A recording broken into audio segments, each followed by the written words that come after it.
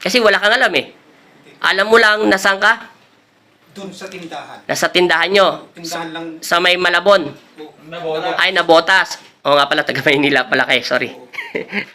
Lahat ng tanong namin hindi mo masagot. Ngayon, anong nangyayari doon sa paa mo? Yung init po nararamdaman. Hanggang saan yung init na pumapasok? Na. Kasi yung talagang naramdaman ko dito, yung parang pagkuan, parang lumalapad. Lumalapad, pumaakyat, papunta sa katawan mo. Dito. Tapos, ano pa yung init na naramdaman mo? Ano pa? Init lang po na pa, yung parang... Hindi, sinabi mo kanina, parang meron akong narinig yung nagising ang diwa mo, parang malamig na hindi mo maintindihan. Dito po, dito parang sumasalubong. Sumasalubong yung lamig at init. Naman, lamig dito. Mm. Parang nagkaroon ng... Sa pangalan ni Jesus, sa pangalan ng Ama, ngayon, masamang espiritu nilalang ng demonyo, bakit mo binibigyan ng sakit ang kanyang pamilya? Tinatanong kita, kilala mo ba si Kristo? Kilala mo ba si Kristo? Kilala mo ba si Kristo? Kilala mo ba si Kristo? Sagutin mo yung tanong ko. Kilala mo ba si Kristo? Sa pangalan ni Jesus, kilala mo ba si Kristo? Sagutin mo yung tanong ko, kung kilala mo si Kristo, kilala mo? Hindi mo kilala. Bakit hindi mo kilala si Jesus Kristo? Si Jesus, kilala mo. Bakit si Kristo hindi mo kilala? Kilala mo ba si Kristo? Oh, sige. Nalilito ka dahil nandyan siya sa loob ng katawan mo. Huwag mong pakalaman ang utak ng taong yan. Tayong dalawa magtuos at mag-usap dalawa bilang instrumento ng Diyos. Kung hindi mo kilala si Jesus Kristo, hindi ko alam kung sino ang Diyos mo. Ngayon, tatanungin kita, bakit mo binibigyan ng pinsala ang kanilang isip at puso? Anong karapatan mo na pangunahan ng aking Ama na sa langit? Tanggalin mo ang lahat ng nilagay mo sa kanyang isipan at ganun din sa kanyang pamilya. Gamitin mo ang iyong kamay kung ayaw mo pitikin kita sa loob ng katawan niya. Linisin mo ang ulo niya. Linisin mo yung ulo niya. Sige. Tanggal.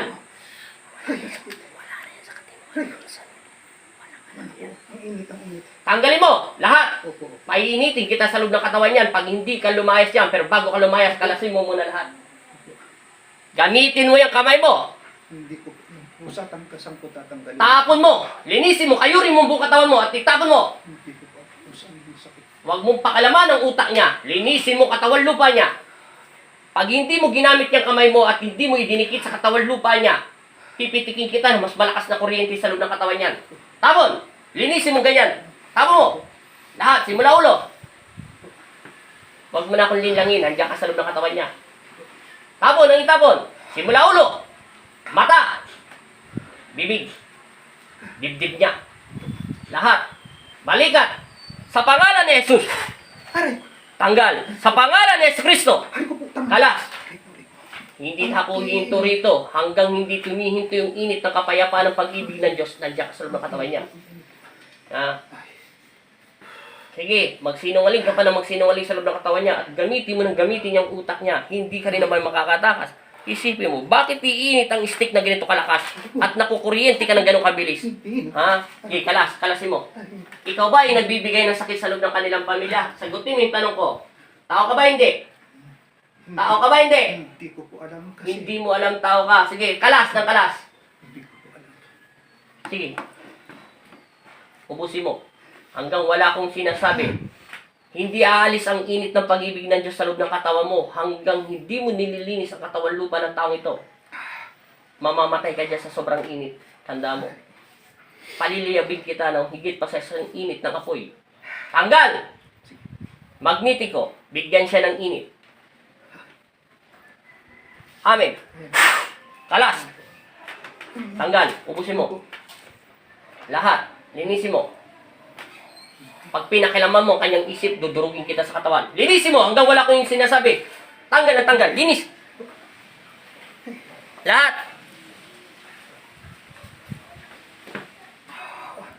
Lahat. Linisin mo. Hindi ko alam kung natanggal na. Hanggang wala kong utos na pahintuin yung kamay mo, huwag kang hinto. Linisin mo ng linisin. Huwag mo na akong palinglangin ng linlangin dyan. Talagang paparusahan kita ng parurusahan sa katawan yan.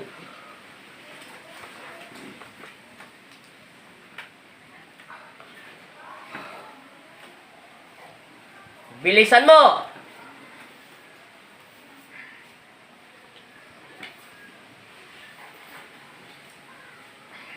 Sa pangalan ni Jesus! Bilisan mo. Tingnan mo, binabanggit ko lang si Jesus ha. Sa pangalan ng Ama! Sige, kalas. Sinabi ko sa'yo, nandiyan ka sa loob ng katawan niyan. Linisin mo. Linisin mo ang buong katawan niyan at lalayuan mo siya. Lalayuan niyo silang dalawa. Lahat silang pamilya niya, lalayuan niyo. Tapon ng tapon! Idikit mo yung palad mo sa katawan lupa niya. Pag hindi mo dinikit yan, huwag mo na akong linlangin. Hindi to hihinto. Maniwala ka sa akin. Dadagdagan ko pa mas matinding init nito. Pag hindi humihintong init nito, nandiyan ka sa loob ng katawan nito. Ang tawag dito parang magnet. Isa kang bakal na kalawangin. Ha? Na isa kang bakal na sumisira sa isang poste na kahoy. Ito isang anay. Sige, kalas. Lahat. Ubos. Sa pangalan ng Ama. Sa pangalan ni Jesus. Sige, kalas. Sa pangalan ng Ama. Kalas. Sa pangalan ni Kristo. Tanggal. Marami pa yan. Sige po, tanggalin ko. Sige, kalas. Babalik ka pa sa loob ng katawan niya. Babalik ka pa sa loob ng katawan niya. Hindi na po. O sige. Tao ka hindi. Hindi ko po alam. Babae ka lalaki. Hindi ko po alam. Aray ko, O, aray hindi ko. mo alam kung babae ka lalaki. Lalaki ka ba babae? Aray ko, aray ko, aray ko. Hindi ko po alam. Hindi mo alam. Sige, kalas. Lahat aalamin ko. Hindi mo alam kung anong kasarian mo. Sige. Ano ang pangalan mo? Ay, hindi. Ano ang pangalan mo? Ay, hindi ko po alam. O, kita mo sabi siya, wala yan alam. Mama, hindi niya alam. Ay, naku. Hindi ko po Dapat alam man. ang pangalan. Tanggalin mo! Linisin mo. Hindi ko po alam ang pangalan ko. Huwag ka na maingay. Kalasin mo yan. Wala. Huwag kang hinto dyan. Didirikitin kita. Pag may Wala siya sa kursus. pag walang sabi yan, alam niya ang pangalan niya. Oo. Ngayon, pangalawa, tinatanong mo kung lalaki sa babae, tinanong ko na yan sa kanya. Sir, pagpapagin kita. Sasabihin niya rin mamaya pag naharap. Kalas!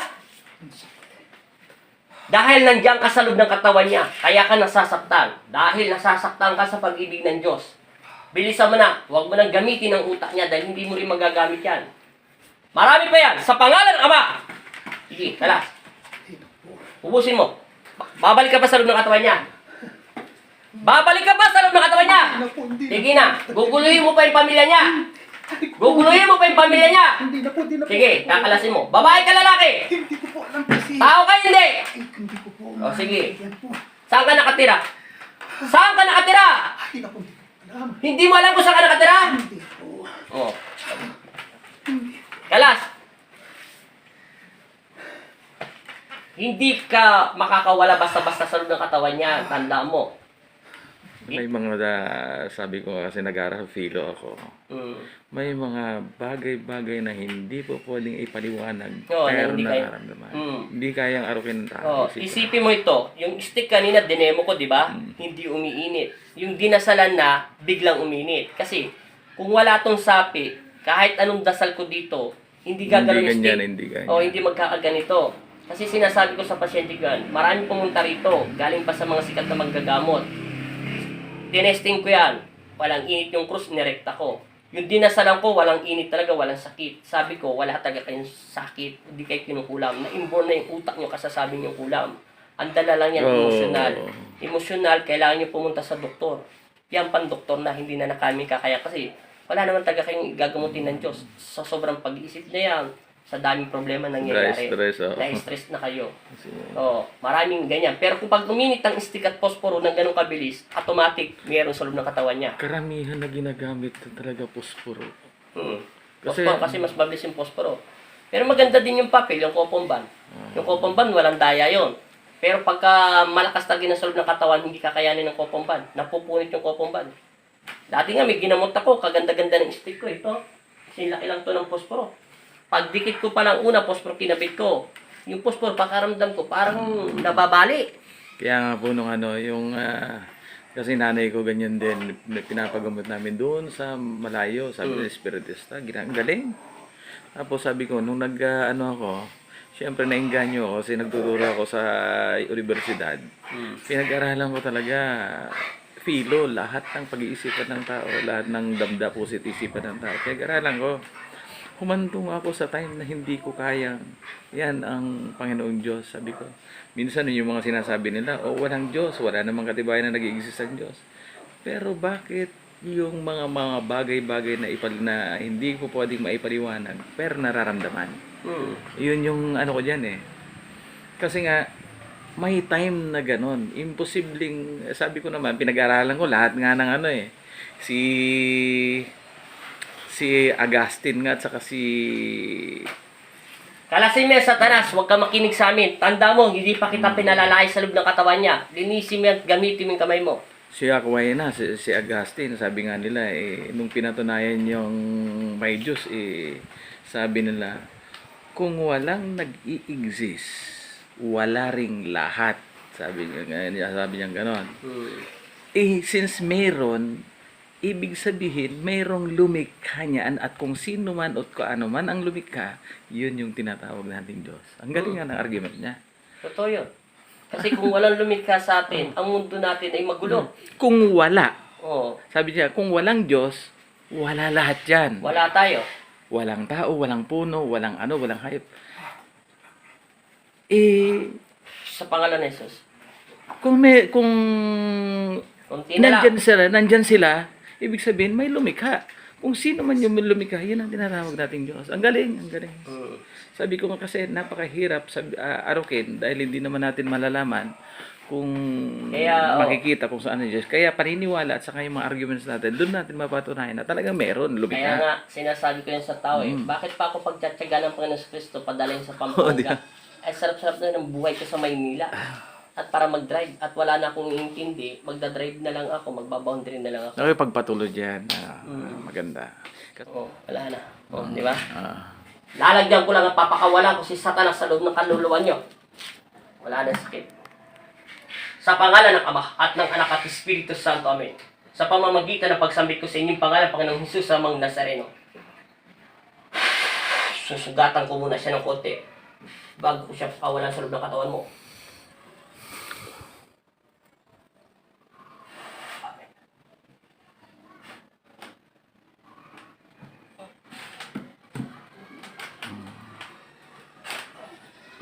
Di kita mo lumubog na. Di ba kanina hindi lumulubog yung daliri ko?